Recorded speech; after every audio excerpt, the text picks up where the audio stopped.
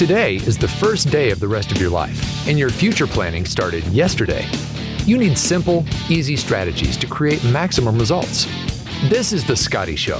Time to get your ducks in a row with Scott Leonardi, owner and president of Complete Solutions, Inc.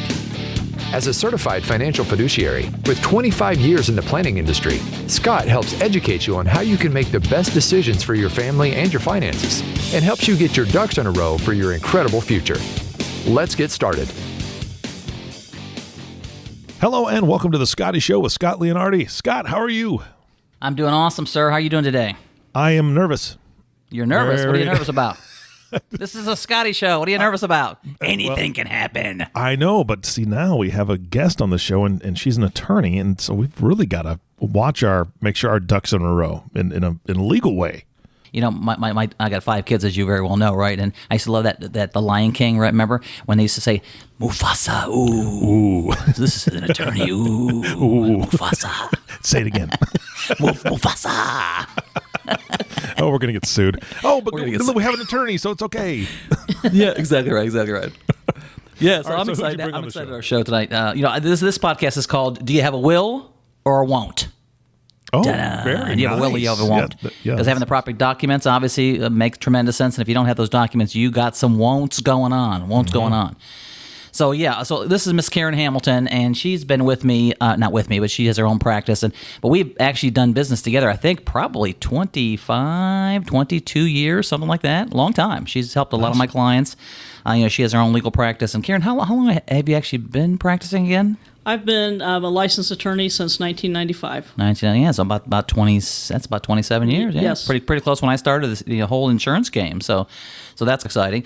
We're on this call tonight because we're talking about basic estate planning documents, things you need, and that kind of stuff. But before we get started, Eric, I got to tell you this. I don't know if you ever heard of this before, but I was talking to Karen one day, and she was telling me what she was going to go do this weekend, and she told me, and I thought, what? I said, what are you going to do? She goes, I'm going curling. I'm like, oh yes, curling. What, I've curling? never done that. What the heck's curling? So she is a professional. She's an amateur professional, state renowned curler. Right? Is that curling? Really? You call yourself a curler? Is that what? Yes, I'm a curler. I've been curling for 16 years. 16 years. I've represented the United States and Canada on a friendship tour where we toured Canada for 3 weeks. Wow. And I also have gone to club nationals and played in senior nationals, and we got the silver 1 year and bronze 1 year. Wow. That is awesome. Yeah, when she told me curling, I thought, hey, your hair looks fine, Karen. It doesn't need to be curly like mine. Right? So that's pretty exciting. So she's pretty unique, very smart, intelligent attorney, but also pretty cool, pretty unique. And she also works with dogs. She does dog trials. So what dogs do you kind of train? I run dog agility. I have a 13-year-old Jack Russell who's qualified for nationals this year, and a year-and-a-half-year-old puppy Parsons Russell who is just getting the hang of it.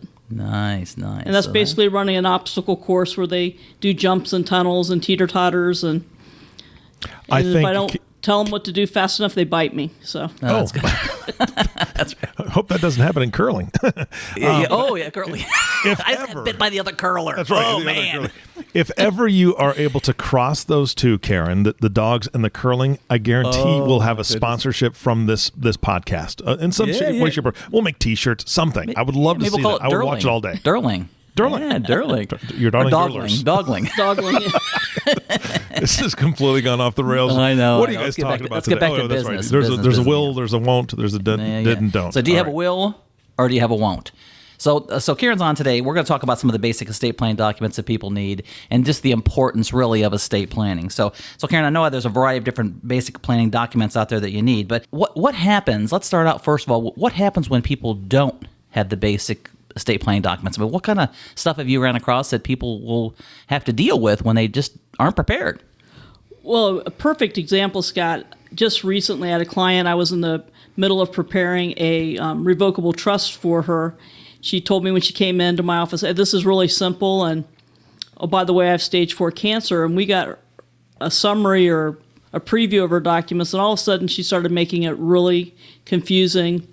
And the goal of her will and trust was that she wanted her brother, who is on disability, to inherit her house.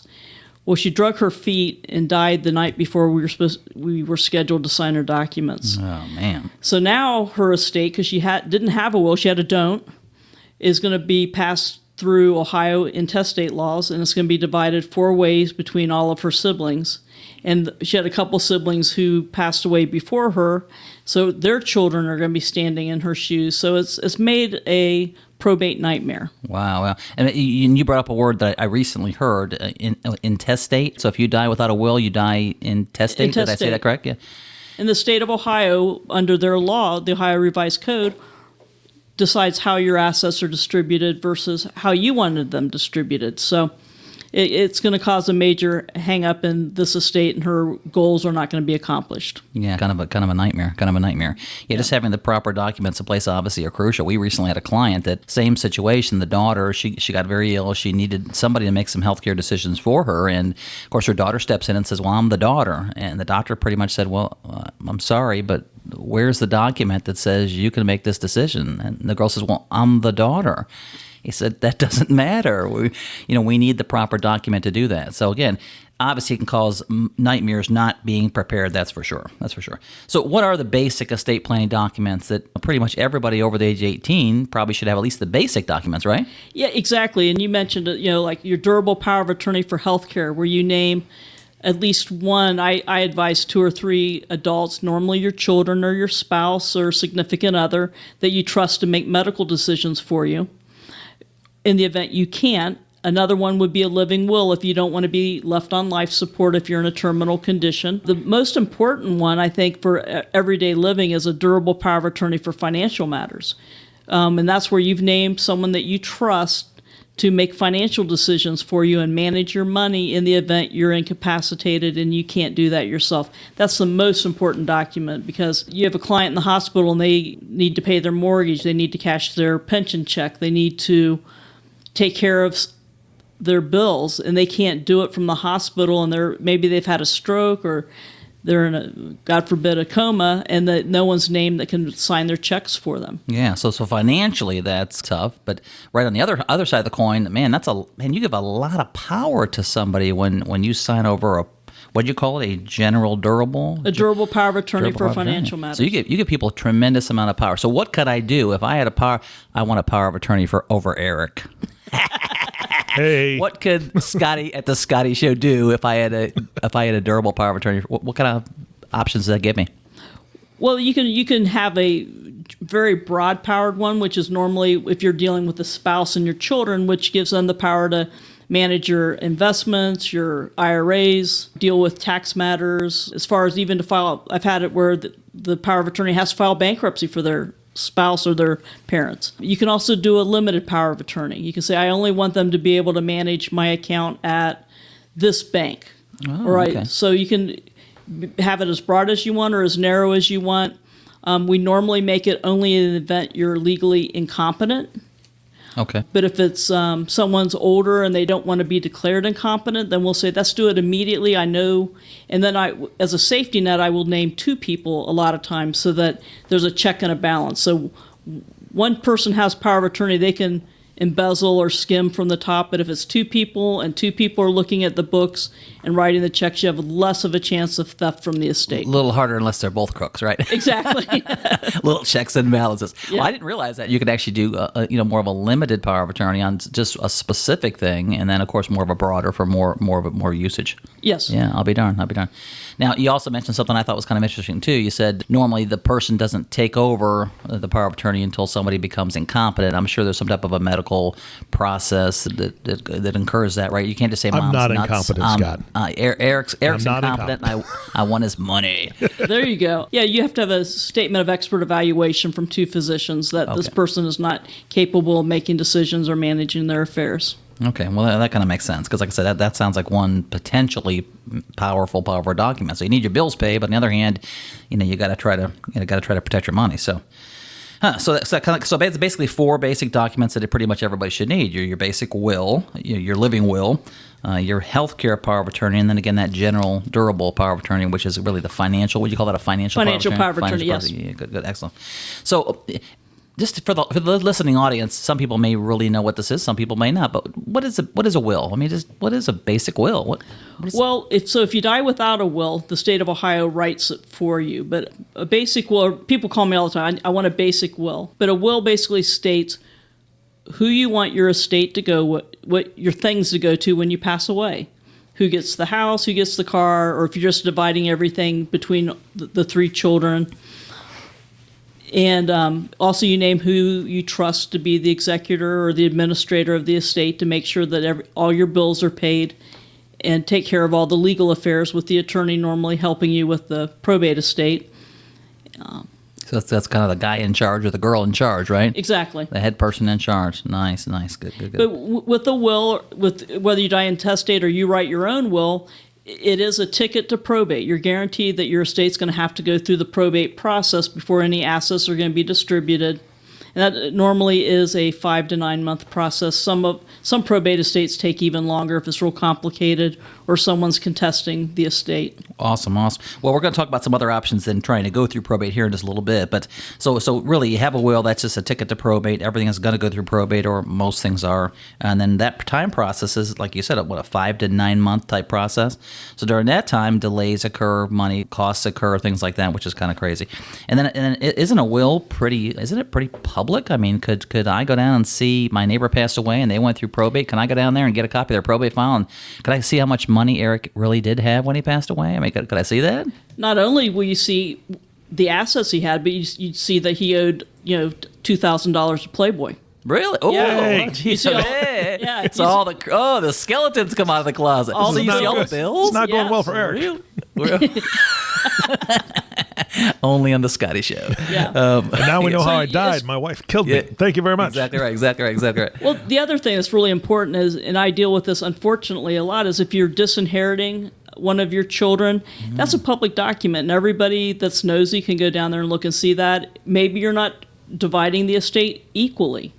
So you have a lot of hurt feelings. And one of the things I've found over the past 20 years, a lot of marketers, financial advisors like Scotty, but will go down, they used to go down to probate and say, oh, this person lived in a wealthy neighborhood, they just passed away. And they wait 3 or 4 months, they get down and say, okay, Johnny just inherited $1 million. So that's why all of a sudden they're getting solicited with all these advertisements for, hey, you need a financial advisor. Because probate's public process. Yes. Oh, I never thought about that. Wow, so that's not like me. That's one more way to market. I never thought about that. There you go. Well, that's the same as workman's comp. Because that's a public thing. Because one time I got injured. And I couldn't believe how many letters I got from attorneys, not from Karen, but other attorneys. Saying, hey, you want to sue somebody because you got hurt? So that sounds like a nightmare to me, that's all public and people would kind of leech onto that. Yeah. Well, not only for salespeople, but like you said, is what Karen said a few minutes ago, which made sense. I mean, you know, sometimes one of the kids borrow money from you throughout the year, so you think, well, when you pass away, you know, that child's going to get less because I gave them money. So, but then all that stuff comes up in probate because who got what bills are paid, it's all part of the public process. Wow. And the other part of probate is that anybody, let's say you disinherited, a lot of times it's because they've failed to maintain a relationship. They haven't spoken to their parent or parents for 20, 30 years, so they're written out of the will. Well, with probate, they're given a statutory time limit where they can contest the will and cost the estate a lot of money because, hey, I'm left out. It's no skin off my nose. I'm going to battle you. I want something out of this estate. Wow. So so somebody can be left out of probate and they're not going to get no inheritance at all, but they can still go back and try to contest that will. And it's going to cost the estate money to defend. Yeah. And I'm glad you brought that up because I was going to ask this thing. You know, what's the average cost of probate? I mean, what is the average attorney's fees and process? I mean, I know it's different with every state's different, but what's the ballpark? I mean, would you? Every county in Ohio is different. Franklin County allows the attorney to bill by the hour, $300, $400 an hour. That can rack up a lot of fees. But AARP did a study a few years ago, and the average probate cost is usually around 7 to 9% of the estate. 7 to 9%? And that's total fees and all that kind of stuff. 7 to 9%. So again, I pass away. I don't think I have a big estate, but maybe my house is worth $250,000, and I got a $150,000 IRA, and then my wife's got one, and it got some savings. Next thing you know, we got $500,000-$600,000. So you're saying me 7 to 9% approximately could be. And it may be less. I do know, like a Franklin County average is around 7%. Yeah. Eaton, Ohio, I probated a estate several years ago, and they actually had a chart. this is what you can bill for each up to this amount. So that kept it around 5.5%. Okay, so yeah, pretty broad spread. But even that, even 5% of your estate, I mean, that could be a pretty good sized chunk of money just to move your assets onto your kids. And the reality of it is the executor really does most of the work for the attorney. They have to chase down the assets. They have to chase down the bills. They have to write the checks. The attorney's just shuffling the paperwork. Attorney just gets the money, huh? Exactly. Hey, I need to become an attorney yet. Yeah, awesome. Well, that's good. Well, one other thing too that I've heard this, and several clients have asked me about, talked about a DNR. So DNR. So do you prepare like a DNR prior to you need it, or is that kind of a at need document? Is that part of these processes, or? No, a do not resuscitate order is what a DNR is, and that's actually something you would get from your physician. Oh, okay. But in your healthcare power of attorney, in your living will, you would be stating, I don't want to be left on life support. I don't want, a living will is basically we're saying, I don't want to be left on life support. If I'm in a terminal condition, I don't want, my brain frozen until you find a cure. I don't want to be left on that feeding tube even though been in a coma for 3 months. So the living will allows your wishes to be followed. And if you don't have a living will, there's several cases that have been around in the past 10 years. The one in Florida, Karen. What was that girl? What was the lady's name? Shivo? Yeah. Where the parents wanted her left on life support. The husband, she'd been in a coma for several months, was basically brain dead. He wanted to remove her from life support. And it got into a huge legal battle, and it was public, and it wasn't pretty. Yeah, thousands and thousands and thousands of dollars. So then, if you have a living will and that's all together, then do you really need a DNR, or is that just an extra form that you really get from the doctor? I get this at that point. It's an extra form you get from the doctor. There's one in Columbus is in the paper. This guy did not want. He'd had several heart attacks. He did not want to be resuscitated, and he had DNR tattooed on his chest. Really? So he had a heart attack. The paramedics go, they rip open his shirt to hit the paddles, and they saw that, and they put him away. Really? Yeah. I'll be darned. So that's a bit extreme, but yeah, if you don't want that extra measure taken, if you said, okay, if I go, I don't jumpstart my heart. Yeah. That's what you need something from your doctor. Do the extra form, but usually the doctor can provide you with that DNR. Okay, awesome. Okay, well, I know we spent a decent amount of time talking about just the basic estate planning documents. And again, I always tell people, listen, you have to have your basic estate planning documents. And here's a key, and Karen just kind of reiterated this, that the whole purpose of that will is to give your stuff away to the people you want it to go to. And I always tell people, listen, I don't care if you have a lot of stuff, a little bit of stuff, great stuff, or crappy stuff. Whose stuff is it? Your stuff, right? And so you want to decide where that stuff goes, not let the government decide where that goes. So basic estate planning documents obviously are pretty mandatory. So let's just talk. We just have a few more minutes left on the podcast here, but somebody wants to avoid probate. There's like another step. There's a whole variety of different trusts out there, but there's probably one of the most common trusts that are used. And so what's the next step if somebody wants to avoid probate, maybe have a little more control? What would we use then? My favorite tool is a revocable living trust. And the trust is the key word in that, and that's where your assets are transferred while you're living into a trust, which is recognized as a legal entity. So anything with a deed, a title, or an account number is now owned by the trust or transfers on death to the trust. And you name, again, one or two people. I like using co-trustees so you have that check and balance. And they take over the trust upon your death, or if you're incompetent. And then at that point in time, it comes an irrevocable trust, and they're just charged with following your directions. So to borrow the cliche, it makes you as a client, when you're setting up the trust, get your ducks in a row. Yeah, I like that. I need to know where your assets are. So anything with a deed, a title, or account number, we're going to transfer into your trust. You're going to name your successor trustees. Normally it's your children, or if you have someone in the family who's an accountant or an attorney who is going to be charged with collecting your assets, paying all your last bills when you pass away, and then following your wishes, and it's all done outside of the court. So that's why it's key that you have someone that's trustworthy, and that's why I usually like to use co-trustees so that there's a check and a balance, and they can share the work, and it's done all without attorney's fees. It's not taken through the probate court. So you spend a little bit more up front and get the trust created, but at the end, we're not going through probate. So that's kind of nice. So if we don't go through probate, then would you say a revocable living trust is a lot more private then? It's very private. It's not published at the court. It's settled rather quickly. As with medical bills and stuff, it may take 2 or 3 months to get all the final bills in. But I have an estate I'm working right now where we've got like $1.5 million. We've distributed 60% of it. We're holding 40% to make sure, get the taxes filed, make sure there's no tax debt, make sure no other medical bills creep in, and then the final distribution will be made.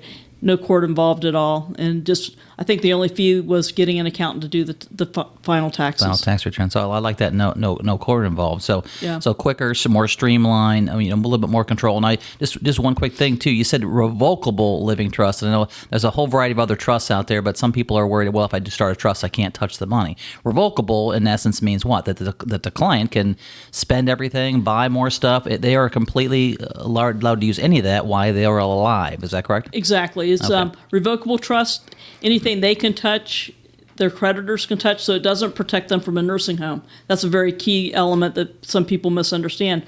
But they can, it's like a balloon. They can put all their assets in. It can be a giant balloon, or as they spend it down as they get older, it can be a smaller balloon. But it's revocable. They can amend it at any time. They can change their mind as far as where everything goes. But the key is that it follows their wishes. Nice. And I remember one time you were talking to a client not too awful long ago, and this client actually had a child that was had a disability. They had a disability going on, and of course they were getting health care through Medicaid, the state help, because again it was a very tough situation with their health wise. Now that was a good reason. I know you remember talking to them specifically about a trust, because now all of a sudden if they get a big lump sum of money when they pass away, they could lose all those benefits. So can you do some kind of controlling beyond the grave with some of the money, can't you? I mean, exactly. Yeah. It's you customize it in that you set up a special needs trust within that trust. So you name a trustee who's going to be in charge of managing that disabled beneficiaries' assets. They're going to take into consideration all the benefits they're getting through Social Security, disability, or whatever, and then they're going to give them any extra money that they can without disqualifying them from their benefits. And then the provision would hold where those assets go when that disabled child passes away.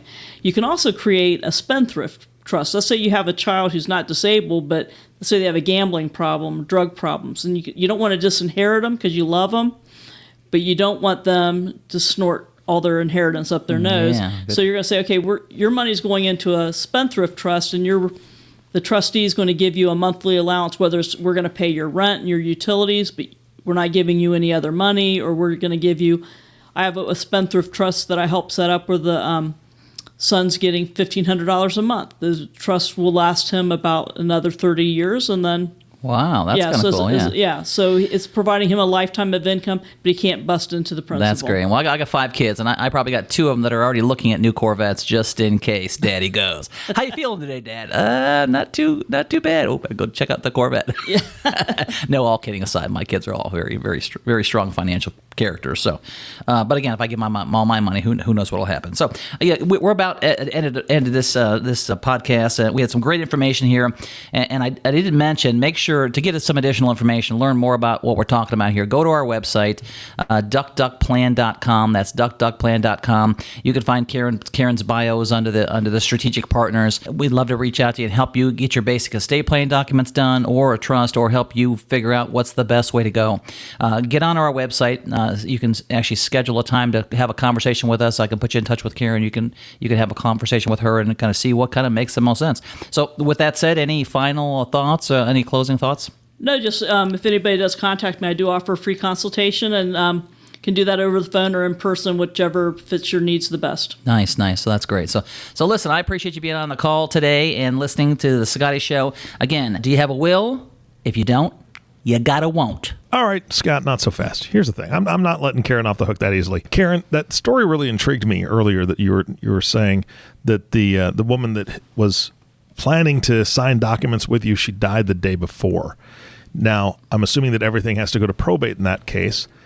Are you able to be a witness to her wants? The things that she wanted to do, things that you guys had worked hard in putting in place, does the court take that into consideration at all just because of the timing of it? Or good question. Not that I know of. Yeah, that's what I was afraid of. But that's scary. That's scary that just that one day made all that difference. So again, I'm just going to reiterate that planning is the key. Scott, you already gave your information, and Karen, we've got information on the website. So I just want to say thank you so much for being here, Scott. Thank you for hosting this and bringing this education to the audience. And of course, audience, the last thank you always goes to you. Thank you so much for tuning in and listening to The Scotty Show with Scott Leonardi. If you have not subscribed to the podcast yet, please click the subscribe now button below. This way, when Scott comes out with a new podcast, it'll show up directly on your listening device. This makes it really easy to share these podcasts with your friends and family. And if you've got a friend or family member that doesn't have a will, please share this with them. I mean, they've got to know.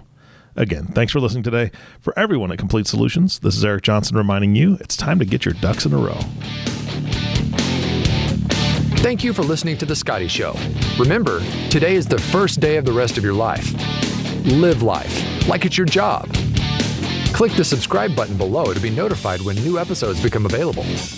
The information covered and posted represents the views and opinions of the guest and does not necessarily represent the views or opinions of Complete Solutions, Inc. The content has been made available for informational and educational purposes only. The content is not intended to be a substitute for professional investing advice, tax advice, or legal advice. Always seek the advice of your financial advisor or other qualified financial service provider with any questions you may have regarding your investment planning.